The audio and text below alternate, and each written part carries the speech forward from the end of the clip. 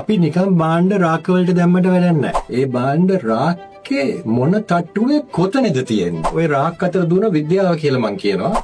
අන්දකිට තමයි අපි ව්‍යාපාරයක් ආරම්භ කරනකොට ඒ ගැන සොයලා බලන්නේ.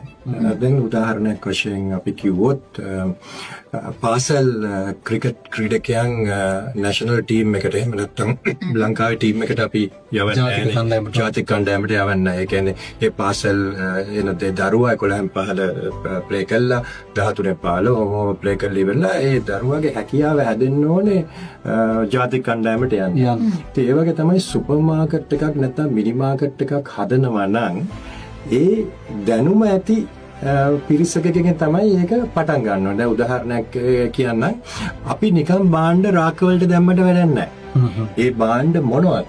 කස්ටමර්ස්ලා ඒ බාණ්ඩ ගනීවිද?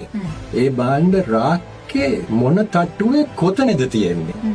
හරි ඔය වගේ බොහොම සියුම්වට යන කෙමිස්ට්‍රි එකක් තියෙනවා, මේ විද්‍යාවක් තියෙනවා. ওই රාක් අතර දුන විද්‍යාව කියලා මම කියනවා.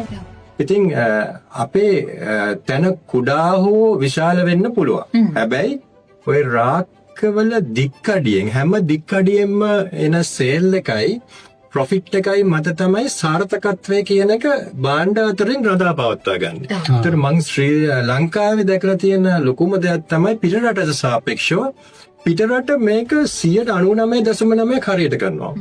මොකද පරිගණක ගත කරලා තියෙන්නේ. ඒගොල්ලෝ හරියටම දන්නවා කොච්චරක් බාණ්ඩ යනවද, ඒ බාණ්ඩ වල ලාභය මොකද්ද, ඒ රාක්කේ මොන තැනද දාන්න ඕනේ. දැන් උදාහරණයක් වශයෙන් අපිට විසිටර්ස්ලා එනවා නම් ඒ ඔෆිස් එකේ කාමර වලට විසිටර්ස්ලා පුරුදු වෙලා තියෙන්නේ. හරි A ගාවට එනවා, B ගාවට එනවා, C ගාවට එනවා, එහෙම නෙවෙන්නේ. නමුත් දැන් අපේ ලංකාවේ තියෙන සුපර් මාකට්ස් වල එක ප්‍රොඩක්ට් එකක් සමහරලාට එක තට්ටුවක තව දවසක් තව තට්ටුවක. හරි. එතකොට මේකේ මේ සුපර් මාකට්ස් ලංකාවේ දුවන එකේ මූලික දෙයක් තියෙනවා අපි කරන්නේ නැති. ඒ අදාළ ප්‍රොඩක්ට් එකට අදාළ ස්ථානය දෙන එක. ඒ ස්ථානය දෙනවා නම් අනිවාර්යයෙන්ම මේ ප්‍රොඩක්ට් එකේ නම සටහන් කරලා පොඩි ටැග් එකක් තියෙන්න ඕනේ.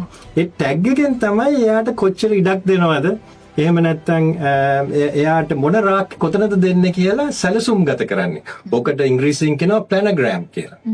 ඒ කියන්නේ ඒ ප්‍රොඩක්ට්ස් දාන විදිය. ඒ ප්‍රොඩක්ට්ස් දාන විදිය වැරදුනොත් ඊට සාපේක්ෂව අපේ බිස්නස් එක කඩාගෙන වැටෙනවා.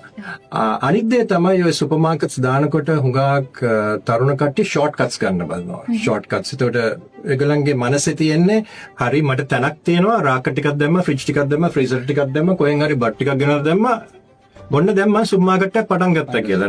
නෑ. ඒ ඔබ දකින S දෙකෙන් දකින සුපර් මාකට් එක විතරයි. හැබැයි ඒකේ ඇතුලේ ලොකු යන්ත්‍රයක් දුවනවා. ඒ යන්ත්‍රය ඔබ දැනගන්න නැතුව බිස්නස් එකට ආවොත් ඔබට සෑහෙන අමාරු වෙනවා බිස්නස් එක කරා. හැබැයි හරියට කරොත් ඔබට සෑහෙන දුර යන්න පුළුවන්.